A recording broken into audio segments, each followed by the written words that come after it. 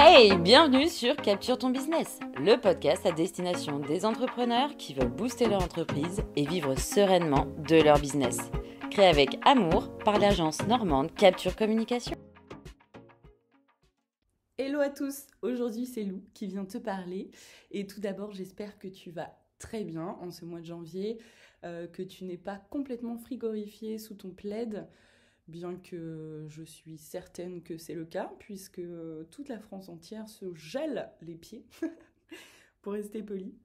En tout cas, en ce début d'année, il y a forcément plein de projets qui se mettent en place dans ta tête, qui se dessinent. Peut-être que tu as eu le temps de faire ton bilan de ton année 2023 et que à travers ta vision de 2024, beaucoup de choses se dessinent petit à petit.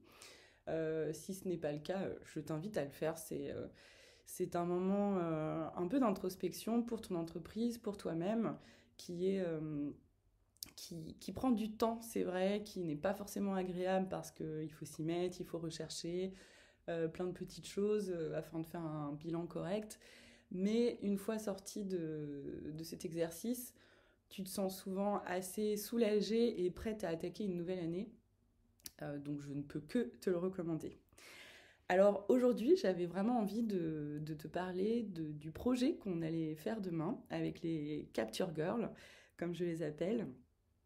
Et c'est un projet qu'on adore faire, qu'on fait depuis quelques années maintenant et qui est assez enthousiasmant pour l'année, puisqu'en fait il s'agit d'une journée où on va se retrouver tout ensemble, donc toutes les trois, Obéline, Eugénie et moi, ainsi que nos alternantes respectives, Léa, Julie et Loïse. Et donc on va se retrouver pour se créer une banque d'images rien que pour nous. Donc c'est un exercice qu'on aime faire puisqu'il va nous permettre d'avoir des images qui soient cohérentes dans un même mood et qu'on va pouvoir surtout diffuser tout au long de l'année sans se prendre trop la tête à aller chercher des images un peu disparates sur des shootings complètement différents. Donc voilà, c'est une journée bien sûr qu'on monopolise rien que pour ça. Et donc pendant ce temps-là, on ne pourra absolument pas travailler pour nos clients, mais on adore parce qu'en fait, on a l'impression de chouchouter un peu notre entreprise. Et surtout, on sait que ça va nous dégager une charge mentale dans le futur et aussi nous apporter vraiment du contenu de qualité et dont on sera fier, dont on aura travaillé. Euh, et ça, bah, c'est trop bien, c'est trop bien.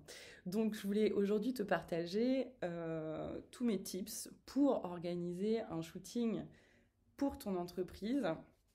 Parce que au cours de certaines conversations que j'ai eues dernièrement avec plusieurs entrepreneuses, j'ai bien senti que cet exercice est quand même assez difficile et que quand on n'est pas photographe ou quand on n'a pas encore le budget pour s'offrir un photographe pour photographier soit les produits, soit les services de notre entreprise, c'est toujours un micmac pas possible et un stress énorme. Donc aujourd'hui, j'avais vraiment envie de te partager toutes les étapes de comment on imagine ce shooting et comment on passe à l'action surtout. Voilà. Donc la première des choses, c'est pourquoi on fait ce shooting. Ça, c'est hyper important. Donc, comme je vous l'ai dit, nous en particulier, ce shooting est fait pour qu'on se fabrique une collection d'images vraiment propre au mood capture et qu'on pourra ensuite diffuser sur tout support tout au long de l'année. Voilà, peut-être que toi, prochainement, tu as plutôt besoin d'un shooting pour illustrer une collection de produits qui va sortir et dont tu vas avoir besoin de communiquer aussi. Généralement, quand on a des produits qu'on crée au fur et à mesure des jours, des semaines, on se dit qu'on va prendre une photo par jour du produit fini.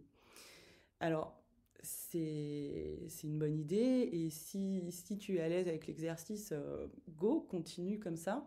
Mais je ne peux que te recommander de tout faire d'un coup avec cette fameuse méthode qu'on appelle batching.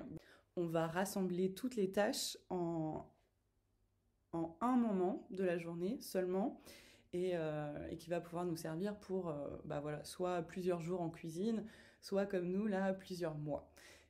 Donc ça, c'est... Et ça, la méthode du batching, on essaye de le faire dans plein de domaines. Par exemple, les podcasts, on essaye d'en faire plusieurs à l'affilée pour qu'on ait du contenu assez régulièrement à pouvoir te proposer. Mais aussi parce que tout simplement, on va être beaucoup plus inspiré. Le premier podcast peut être peut-être un petit peu à tatillon, on va rechercher nos idées, nos mots, etc. Mais ensuite, les prochains vont être hyper, hyper bien et beaucoup plus riches.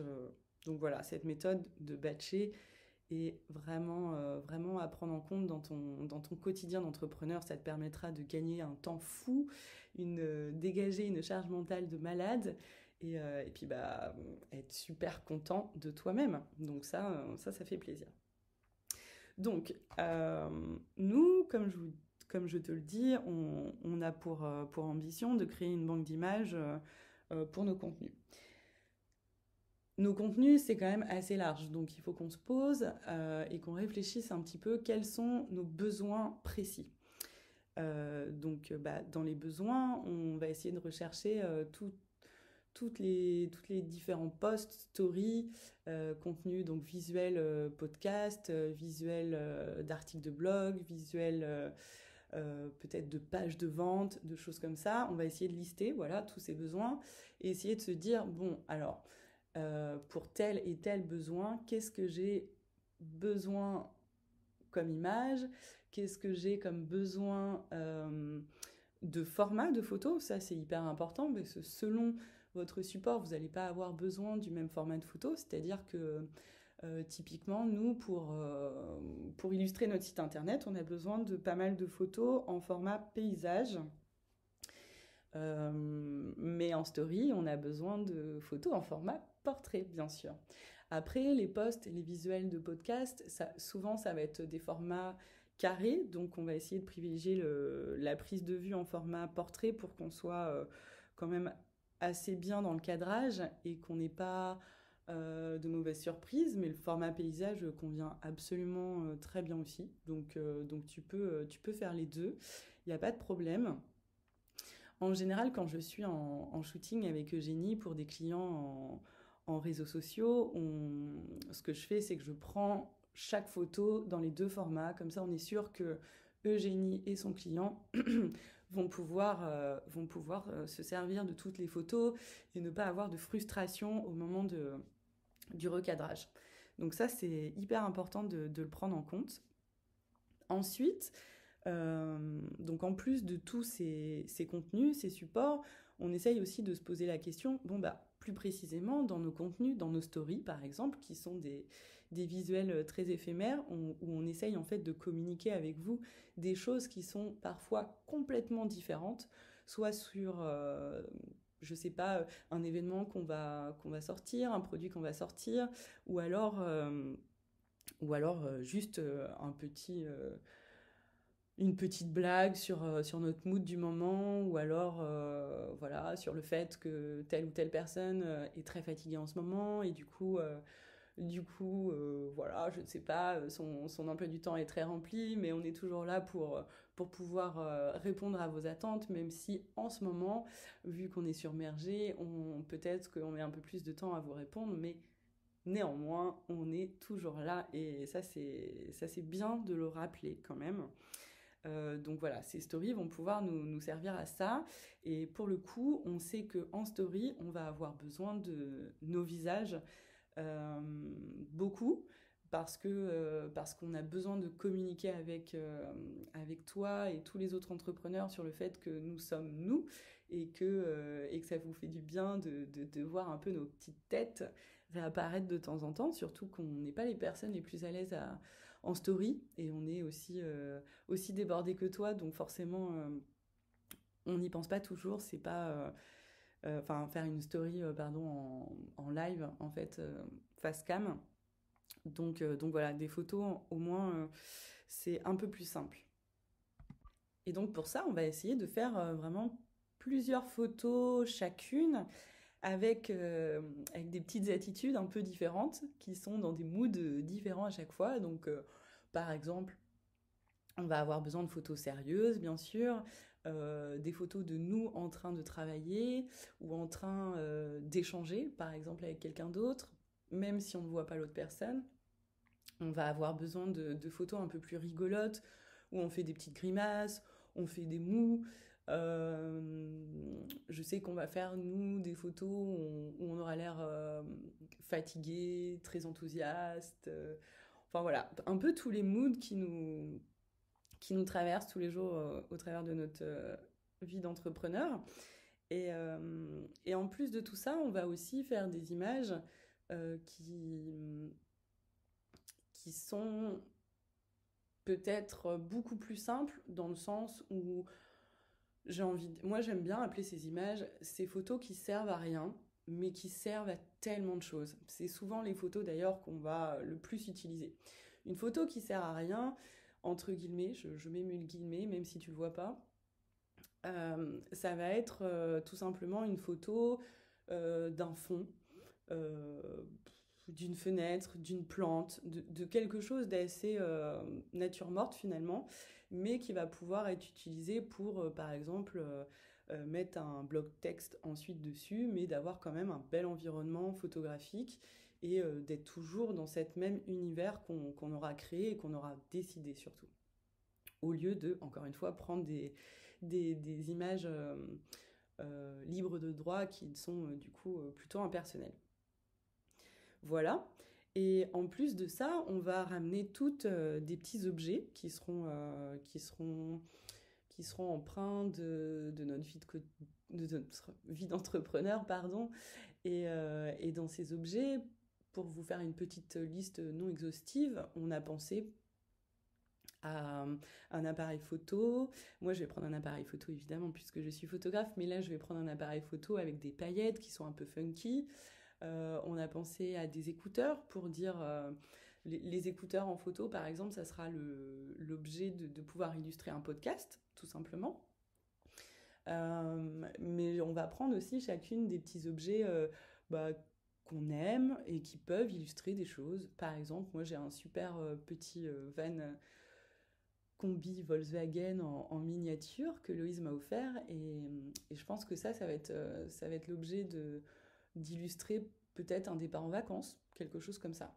Alors après, vous pouvez aussi vous dire que bah tiens, vous allez prendre le temps de photographier une petite pile de bouquins qui vous inspirent et que vous avez envie de partager avec vos fololos. Mais ça peut être tout simplement aussi un carnet, un beau stylo, une plante, des petites fleurs, enfin voilà. Et aussi, moi j'aime beaucoup mettre un peu de gourmandise dans nos shootings, donc je vais acheter par exemple demain matin des pains au chocolat, des petites viennoiseries un peu sympas pour pouvoir illustrer aussi un moment gourmand. Donc voilà, tout plein d'idées, mais il faut vraiment se poser. Pour avoir toutes ces idées, il faut vraiment se poser 5 minutes, réfléchir à votre quotidien, quels sont les objets qui vous suivent, mais les objets aussi que vous aimez dans votre intérieur personnel. Euh, et puis se dire aussi quels vont être tous mes besoins en termes de publication, de contenu plus ou moins précis. Demain, on va faire beaucoup de photos. Pour l'instant, on n'a pas d'idée précise de ce qu'on va en faire. Néanmoins, on sait qu'on va en avoir besoin pour illustrer ci ou ça. Et peut-être qu'on ne va pas se servir de toutes les photos qu'on aura faites demain, mais au moins, on n'aura pas de frustration sur se dire ah zut, il nous manque ça, on aurait dû faire ci, ça, ça. Donc voilà. Un autre point sur lequel j'ai envie de te parler un petit peu, c'est le choix de tes tenues. Alors, moi, j'aime beaucoup vous dire à tous que le noir n'est pas vraiment notre meilleur allié en photo. Le noir est l'école qui monte un petit peu haut. Pourquoi? Tout simplement parce qu'en fait, même si le noir, c'est une couleur qui est classe, qui habille, sur laquelle on n'a pas besoin de se prendre trop la tête et qui va quand même faire son petit effet, eh bien, c'est quand même une couleur, enfin, c'est même pas une couleur, le noir, mais bref, qui va empêcher la lumière de venir sur vous, sur toi. Et du coup, c'est pas ce qu'il y a de plus flatteur, ou en tout cas, c'est pas ce qui va renvoyer l'image la plus chaleureuse de nous-mêmes, ni la plus ouverte. Et ce qu'on veut quand même quand on se fait prendre en photo, c'est pouvoir montrer à nos super fololos qu'on est des gens hyper ouverts, hyper cool, et qu'on est là pour eux. Alors attention, je dis pas qu'il faut s'habiller en clown, hein, mais voilà. Néanmoins, demain, on va faire notre shooting dans un lieu qui est extrêmement coloré. Donc, je me dis que le noir est quand même la bienvenue si jamais les filles ont envie d'en porter. Mais je trouve que les couleurs claires, alors avec un léger décolleté, sans non plus être un gros décolleté plongeant, sont quand même le plus adéquat pour ce genre de shooting. Même si vous habillez pas tous les jours comme ça, mais voilà, les couleurs claires sont quand même, elles vont ramener de la lumière, vous allez être beaucoup plus ouverte, sérieuse, enfin souriante, sérieuse aussi bien sûr. Et puis bah, bien sûr la couleur est carrément la bienvenue. Dans la couleur, j'aime bien dire à mes modèles que c'est chouette quand même de réfléchir un peu à des couleurs qui vont aller ensemble si vous êtes plusieurs dans le shooting. Et sinon de mettre des couleurs en fait qui vous fassent plaisir, qui vous font du bien et dans lesquelles vous vous reconnaissez bien sûr. De la même façon, j'aime bien essayer de proscrire au minimum les tenues avec trop de motifs et des écritures, des marques apparentes. Pourquoi ? Parce qu'en fait, les motifs et les écritures vont noyer notre sujet et du coup, notre œil de spectateur ne va pas aller à l'essentiel, c'est-à-dire le visage souriant de la personne que vous êtes en train de photographier. Donc voilà, après, bon, on a quand même l'embarras du choix dans nos tenues et surtout avec le numérique, donc on peut très bien faire des tests et puis voir un peu ce que ça donne aussi. Si par exemple une d'entre nous aura un haut avec plein de motifs et toutes les autres seront plutôt unies, plutôt claires, je pense que ça passera très bien et que ça sera même très sympa. Voilà, mais ne pas surcharger, ne pas étouffer non plus votre tenue puisque voilà, ce n'est pas l'essence de votre shooting. J'ai du mal à faire le tu-vous, c'est très compliqué pour moi. Je sais que je te parle à toi, mais en même temps, je parle à toi et ta copine, si tu es avec ta copine en train d'écouter ce podcast, et surtout si tu te dis, tiens, ok, alors c'est bien Lou, mais faire un shooting toute seule, c'est très compliqué, surtout quand il faut se faire prendre en photo. Ouais, alors le mode retardataire, il n'est pas évident. Et je trouve qu'on a beaucoup plus de mal à se lâcher si on sait que, voilà, va falloir qu'on appuie sur le bouton, qu'on se recule, qu'on se place, qu'on essaye d'être naturel et qu'on aille voir la photo ensuite. C'est assez compliqué. Donc ça, c'est un autre conseil que je peux te donner. C'est vraiment si tu te sens pas de faire ça toute seule et que ça va être un calvaire, eh bien t'appelles une copine ou un copain ou ton mari ou ton enfant, je ne sais pas. Et tu organises ce shooting comme si tu organisais un shooting avec un photographe, avec des horaires bien précises. Et puis voilà, au moins tu auras quelqu'un pour te prendre en photo, pour échanger sur les idées, pour te rassurer. Et puis si tu as besoin de photos plus illustratives, avec par exemple les mains ou le dos, l'épaule de quelqu'un, eh bien tu pourras prendre ton ami. Donc voilà. Voilà. Et j'aimerais quand même finir avec ce point qui est important. Donc, comme je te l'ai dit au tout début du podcast, faire ce shooting photo en une seule fois, c'est quand même, pour moi, c'est la base parce que voilà, tu vas pouvoir concentrer tous tes efforts, être créative et, euh, et puis, euh, et puis surtout, tu es sûr d'avoir plus ou moins, une même lumière qui va être beaucoup plus facile, soit à retoucher, si tu retouches un petit peu, soit à, à rendre une atmosphère vraiment homogène. Si tu fais des photos tout au long de l'année, t'auras jamais la même lumière. C'est normal, parce que là, c'est l'hiver, on a une lumière beaucoup plus froide, beaucoup plus feutrée, assez blanche, voire bleue. Et puis, dès qu'on va arriver vers l'été, on aura une lumière beaucoup plus chaude, un peu plus jaune, etc. Donc sur un feed, forcément, ça se voit. Donc après, ce n'est pas un problème si tu as envie de mettre en avant les différentes saisons de l'année.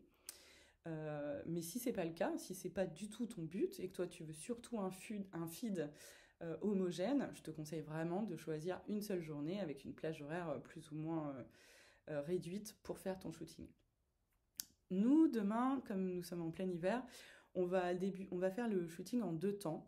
On va commencer de 10 à 10h30 et, et on va poursuivre jusqu'à midi, environ midi et demi. Là, on aura fait la plus grosse partie du shooting, normalement. Ensuite, on va se faire une pause repas. On va pouvoir débriefer un peu sur ce qu'on a aimé, sur ce qu'on n'a pas aimé, sur les idées qui sont arrivées en plus pendant le shooting, parce que forcément, ça arrive. Et, et donc, on reprendra, je pense, de 14h à 15h pour une dernière petite heure et pour les choses manquantes qu'on n'aurait pas eu le temps de faire ou alors qui nous sont survenus ensuite pour voilà, finir le shooting. Avec ce conseil, j'ai envie de te dire que il serait hyper intéressant que dans cette même journée, tu te cales un moment aussi pour pouvoir trier très rapidement tes photos, éliminer tout ce qui ne sert absolument à rien, toutes les photos ratées, celles qui sont pas terribles, histoire de garder vraiment les meilleures. Pour moi qui vais retoucher mes photos, je vais aussi essayer d'avoir un temps où je peux retoucher toutes les photos pour qu'on puisse les livrer du coup à toute notre équipe rapidement et que je puisse aussi passer à d'autres projets avec d'autres clients. Et voilà. Et ça, encore une fois, ça va être un plaisir absolu si le soir, j'ai réussi à trier, retoucher toutes les photos et que le projet est rendu et que maintenant, on n'a plus qu'à se projeter sur les différentes publications qu'on va pouvoir mettre en place grâce à toutes ces images. Voilà. Et puis, pour finir, j'ai envie de te dire que si tu peux communiquer à ta communauté pendant ton shooting que tu es en train de prendre des photos pour tes prochains produits, pour tes prochains événements, pour ton entreprise, pour tout ce que tu veux, communique-le à ta communauté en story. Ça va être le moyen un petit peu d'attiser la curiosité et puis de pouvoir les préparer à de nouvelles images, à de nouvelles surprises, ce qui va pouvoir certainement engager la conversation et puis l'excitation, bien sûr, de ta communauté de découvrir ces nouvelles images qui devraient plaire à tout le monde, je l'espère. Voilà.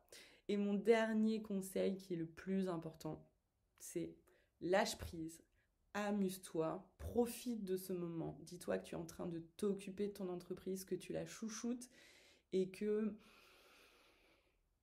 faut profiter, que ça va être génial et qu'il faut absolument s'amuser. Et plus tu t'amuses, plus tu arrives à petit à lâcher prise, plus tu vas redevenir naturel et tu vas pouvoir créer des images qui sont vraiment à ton image. Et ça, c'est trop bien, trop important. Et je sais que c'est exactement ce que tu souhaites aussi.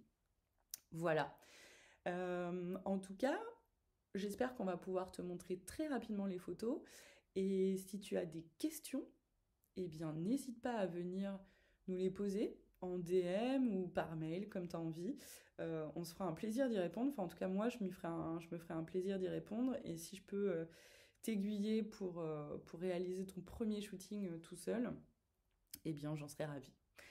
Et bien voilà, j'espère que c'était un podcast plutôt intéressant qui t'a permis d'y voir un peu plus clair sur comment construire un shooting et que tout bientôt tu vas te lancer aussi à ton tour. Et voilà, si c'est le cas, dis-le nous, s'il te plaît, dis-le nous et on viendra voir tes images avec grand plaisir. Ciao!